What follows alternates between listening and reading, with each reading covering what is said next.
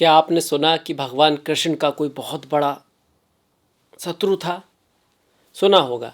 पर क्या आपने सुना कि कभी भगवान कृष्ण ने किसी से कोई शत्रुता की, वो उसको अपना नंबर वन शत्रु मानते थे? नहीं सुना। ना भगवान राम का ऐसा कुछ था कि उन्होंने ना रावण से ऐसी शत्रुता करती थी, इतनी जलन थी उनका, एक वो था, रावण को सबसे बड़ा शत्रु मान लिया था। ऐसा नहीं था। क्योंकि जितने भी अवतार लोग हैं, आप बड़े पुरुष लोग हैं, महापुरुष लोग हैं, वो किसी व्यक्ति से शत्रुता नहीं करते हैं। वो किसी व्यक्ति को ऐसा नहीं कि अब ये मेरा शत्रु हो गया तो हमेशा के लिए अब इसका बुरा ही करना है। वो विचार, धर्म, एक पूरी उसको देख के चलते हैं। उस व्यक्ति के शत्रु नहीं होते हैं। वो विचारों को देखते हैं कि अगर वो सही रास्ते पर है तो दोस्त है, फ्रेंड है। अगर वो गलत रास्ते पर जा रहा है तो समझाने की कोशिश ज़रूर करेंगे, पर ज़्यादा समय तक तो वो शत्रु हो सकता है। तो व्यक्ति से ज़्यादा विचार को महत्व देते हैं। ये किसी हद तक पॉलिटिक्स में भी होता है, वहाँ स्वार्थ को महत्व देते हैं। बस अंतर इतना ही है। पॉलिटिक्स में भी कोई परमानेंट फ्रेंड्स नहीं होते हैं, शत्रु नहीं होते हैं, सबको अपना स्वार्थ देखते हैं। पर महान लोग अपने आदर्श देखते हैं, विचार देखते हैं, व्यक्ति को नहीं। मैं हूँ आपके साथ डॉक्टर दिलीप, और मकर राशि के लिए बहुत ही बड़ा परिवर्तन, क्योंकि दसम भाव में आपके, दसम भाव में नहीं, कुंभ राशि में आपके जो है ना आ गए हैं राहु, जो आपके धन के भाव में आती है। और धन से बड़ा क्या होगा, है ना? धन तो सबसे बड़ी चीज है आजकल की कलयुग में। और अष्टम भाव में आ गए आपके केतु। ये जो अष्टम भाव है ना, इसमें सिंह राशि में आ गए हैं केतु। अब इसका प्रभाव आपके ऊपर क्या होगा? ऐसा 18 साल बाद हो रहा है। मैं आपको बताऊं, 18 साल बाद ऐसा हो रहा है कि आपके धन के भाव में राहु आए हैं। नेगेटिव बिल्कुल भी नहीं है, डरने की भी यहाँ पे कोई बात नहीं है। जैसे हम लोग डरते हैं ना कि भैया अब धन के भाव में ही आ गए राहु तो धन का तो मामला खराब कर देंगे, है ना? ये तो राहु तो खराब ही ग्रह है, ऐसा ही हम सुनते आ रहे हैं, अक्सर हम ऐसा ही मानते हैं। ऐसा नहीं है। राहु जहाँ जाएंगे वहाँ अपनी एनर्जी तो लेके आएंगे, और उसमें वो कंफर्टेबल है या नहीं है ये भी देखना पड़ेगा। अब उनकी खुद की राशि है तो कंफर्टेबल तो है, मतलब जो करने आए हैं उसको करेंगे, और उनको कोई खास रोक भी नहीं पाएगा, उनके पास पावर है। अब क्या कर सकते हैं? अब धन के भाव में आए हैं तो धन के प्रति इच्छा पैदा करेंगे, मेहनत कराएंगे, एफर्ट कराएंगे, सपना दिखाएंगे। राहु सपना दिखाता है। सपना कई बार बहुत बड़ा दिखाता है और बहुत बड़ा अचीव भी करा देता है, पर कभी कभी बड़े सपने के चक्कर में धोखा भी हो जाता है। लोगों को आपने सुना होगा, किसी ने टोपी पहना दी, किसी ने चूरन खिला दिया, किसी ने झड़े, वो क्या बोलते हैं, झाड़ पे चढ़ा दिया। मतलब झाड़ पे चढ़ाना क्या, एक बड़ा सपना दिखा दिया। अब वो बड़ा सपना देखना ही तो राहु चाह रहे हैं कि आप बड़ा सपना देखें, और उसको सक्सेस के लिए मेहनत भी कराएंगे। पर कई बार वो नकली भी हो सकता है, छदम भी हो सकता है। राहु का कोई चेहरा नहीं है, चेहरा जरूर है। आपने सुना होगा कि राहु का सर है, धड़ नहीं है। तो सर है तो सही, पर अगर आप उसको देखने जाओगे उसकी आंखें कैसी हैं ऐसे, तो वो नहीं है, वो बहरूपिया है, बदलता रहता है चेहरा। अभी कभी अभी ऐसा, अभी ऐसा। आप जैसा देखना चाहोगे वैसा बन जाता है राहु। राहु की ये ताकत है, मायावी है, माया में उसका कोई सानी नहीं है। भगवान नारायण भी जब पहचान पाए थे, जब सूर्य चंद्र ने इशारा किया और तब तक उसने अमृत पी लिया था। तो बहुत शातिर भी बनाएगा धन के मामले में। और अगर आप स्पाई हो, आप रिसर्च से जुड़े हुए हो, आप एआई से जुड़े हुए हो, कुछ इस तरह की न्यू एज सिक्योरिटी वगैरह से जुड़े हुए हो, तो उसमें ही आपको धन दिलाएगा। उसमें ही आप, उसके थ्रू आपको, जैसे बोलते हैं ना, नाम दिलाना, फेम दिलाना, ये सब दिला सकता है। राहु फेम का कारक है। तो फेम का कारण क्या बन सकता है? आपका चेहरा, आपकी वाणी, आपका परिवार, वो बन सकता है यहाँ पर यहाँ साथ में ये भी ध्यान रखना है कि भाई अब राहु है तो वाणी को कटु भी कर सकता है, कि राहु का तो काम ही ऐसा है कि भैया राहु कटुता दिखाता है, चीज़ों को दूर करता है, चीज़ों को अलग करता है, वो भी ध्यान रखना है आपको। अब राहु आपको अपनी फैमिली से दूर भी ले जा सकता है। अब फैमिली से दूर जाना अच्छा भी है, बुरा भी है। अच्छा मतलब कई बार आप खुद ही चाहते हो कि वीज़ा वीज़ा लग जाए और कहीं बाहर जाया जाए, है ना? आजकल वो इतना बुरा तो नहीं रहा कि भाई आप जाना नहीं चाहते, है ना? आजकल लोग जाना चाहते हैं कि हम कहीं दूर जाएं, पढ़ने के लिए जाएं, है ना, ऐसे करके। 1 2 3 4 5 6 ये 7।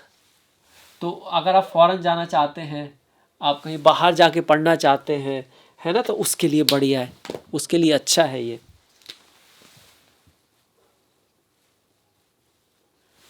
राहु जो आ गए। अब फॉरेन जाने के लिए अच्छा है, घर से दूर जाने के लिए अच्छा है, पर आपके परिवार में अगर आप हैं तो फिर माता पिता के साथ, पति पत्नी के साथ और फैमिली में कुछ थोड़ा बहुत इशू करा सकते हैं, कुछ डिफरेंस ऑफ ओपिनियन करा सकते हैं, उनका स्वभाव ही ऐसा है राहु। और ये भी रह सकता है कि परिवार में कुछ, जिसको बोलते हैं ना, हिडन चीज़ें हैं जो आपको बाद में पता चलेंगी, कुछ सीक्रेसी हो रही है, अच्छी भी होती है सीक्रेसी कई बार और नेगेटिव भी होती है, उस चीज़ का आपको ध्यान में रखना है। अब ये राहु यहाँ आएंगे तो साथ में अपने त्रिकोण, जैसे 11वां जो है ना, ये 11 ये वायु राशि है, अर्थ त्रिकोण है, कामना की राशि है, तो धन के प्रति कामना बढ़ा देगा, धन के प्रति, जॉब के प्रति, समाज में प्रतिष्ठा के प्रति आप बहुत ज़्यादा मेहनत करोगे, एफर्ट करोगे, कामनाएं होगी आपको धन की, समाज में प्रतिष्ठा की, धन की, पैसों की, और इसको बोलते हैं ना माया की। वैसे भी राहु वहाँ उस तरफ ले जाता है और आपके किस में आ रहा है, अर्थ के त्रिकोण में आ रहा है, पैसों के त्रिकोण में आ रहा है, तो उसमें आपकी इच्छाओं को बढ़ाएगा और बढ़ती हुई इच्छाओं के कारण गलतियाँ भी करा सकता है। अब ये आपको ध्यान रखना है। माँ दुर्गा की पूजा करना बहुत अच्छा रहता है, भैरव की पूजा करना बहुत अच्छा रहता है राहु के लिए। और अगर ज्योतिर्लिंग की बात करें तो कुंभ राशि जो है केदारनाथ ज्योतिर्लिंग को दिखाती है, तो 12 ज्योतिर्लिंगों के बारे में सुनना बहुत ही बढ़िया है। और केदारनाथ के अगर आप दर्शन करने जाते हो और राहु की दशा है तो आपके लिए पॉजिटिव रहेगा। वहीं ये जो राहु है 10वें भाव को दिखा रहा है, तो 10वें भाव का मतलब है कि ऑफिस में कुछ आपको ध्यान रखना है। ये जो सारी बातें की ना मैंने, ऑफिस में भी ध्यान रखना है कि प्रमोशन के चक्कर में जैसा दिखे वैसा ना हो चीज़ें, कुछ धोखा वगैरह भी हो सकता है, और वहाँ आपको एक कंपटीशन और मेहनत भी रहेगी। यही स्वास्थ्य के लिए है, तो स्वास्थ्य का हल्का सा ध्यान रखना है। वैसे द्वितीय भाव के गोचर को सिंपली आप पढ़ोगे तो बहुत अच्छा नहीं लिखा हुआ है, पर ऐसा हमेशा नहीं होता है, आपको देखना पड़ेगा कि शनि की स्थिति कैसी है, क्योंकि शनि आपके अब 7.5 समाप्त हो चुकी है, तृतीय भाव में आ रहे हैं, शुभ राशि में है, मतलब मीन राशि में है, और मीन राशि गुरु की राशि है, तो जहाँ तक है ये जो राहु है आपको अच्छा रिजल्ट देने की कोशिश करेगा, ये पक्का है। बस आपको थोड़ा सा ध्यान जरूर रखना है कि सपने हो, छलावा ना हो।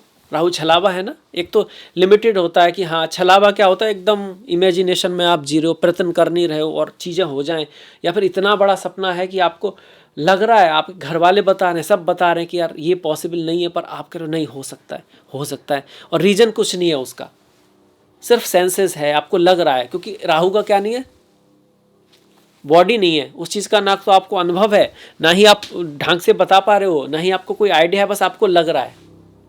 तो राहु इंट्यूशन में अच्छा नहीं है, कैलकुलेशन में अच्छा है। राहु मैनिपुलेशन में अच्छा है। मैनिपुलेशन अगर आपके काम में यूज होता है तो आप अच्छा कर पाओगे, पर आप मैनिपुलेट हो भी सकते हो, इस बात का आपको ध्यान रखना है। वही केतु इंट्यूशन में अच्छा है। केतु आ गया अष्टम भाव में, अष्टम में केतु को बहुत स्ट्रांग माना गया है। देखिए यहाँ पर कुंभ में राशि वाइज राहु 18 साल बाद आ रहे हैं, बहुत महत्वपूर्ण हो गए, मजबूत हो गए, और यहाँ पर स्थान वाइज बड़े मजबूत हो गए।